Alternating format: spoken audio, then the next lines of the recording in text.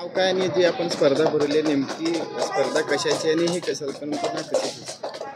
राजमाता जिजाऊ माँसाहेब जयंती, क्रांतिज्योती सावित्रीबाई फुले, स्वामी विवेकानंद जयंती आणि 4 हुतात्मा दिन या औचित्यानं ड्रीम फाउंडेशन, बसवसंगम शेतकरी गट, राजमाता जिजाऊ भाकरी केंद्र यांच्या वतीनं सोलापुरात भारतात पहिल्यांदाच भाकरी बनवण्याची अभिनव स्पर्धा आपण घेतो आहे.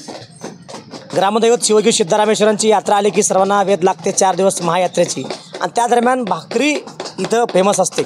त्या प्रसादामध्ये आम्ही विचार केला की एक अभिनव पद्धतीनं स्पर्धा घेऊन बेकारीपासून मुक्ती भाकरी ही एक संकल्पना आपण घेऊन ही उपक्रम घेतो. यामध्ये महिलांना आपण पीठ दिलेले आहेत, चूल किंवा शेगडी याची व्यवस्था केलेली आहे.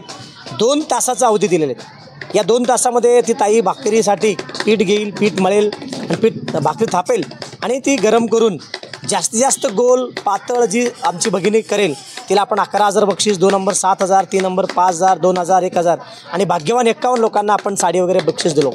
या माध्यमातून आमचा दुसरा उद्देश आहे की सोलापूरची ज्वारी प्रसिद्ध आहे, मालदंडी आशिया खंडामध्ये जी आहे मान्यता आहे. तर भविष्यामध्ये आपण गरम भाकरीचा उद्योग आपण उभा करावा, जेणेकरून 100 ठिकाणी गरम भाकरी लोकांना मिळावी. हा आमचा एक संकल्प आहे. या संकल्पनेतून आपण नियोजन केलं. मला वाटलं एक 100-150 महिला येतील, कोण भाकरी करतील का, आम्हाला लोकांनी टोमणे मारले.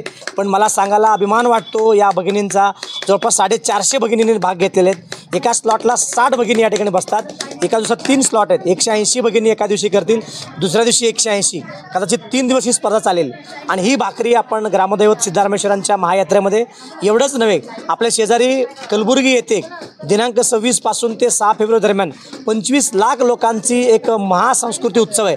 त्या ठिकाणी भारताची ओळख म्हणून, सोलापूरची ओळख म्हणून आपण भाकरी तिथं प्रसाद म्हणून देतो मोफत. या अनेक उपक्रमाच्या माध्यमातून लोकांनी सहकार्य केले. कोणी पीठ दिलेले आहेत, कोणी बक्षीस दिलेले आहेत, कोणी ज्वारी दिलेले आहेत. देणाऱ्याने देत जावे, घेणाऱ्याने घेत जावे, देता त्या घेणाऱ्यांची हातच घ्यावे या उक्तीप्रमाणे इथं खूप मोठा प्रसाद दिलेले आहेत.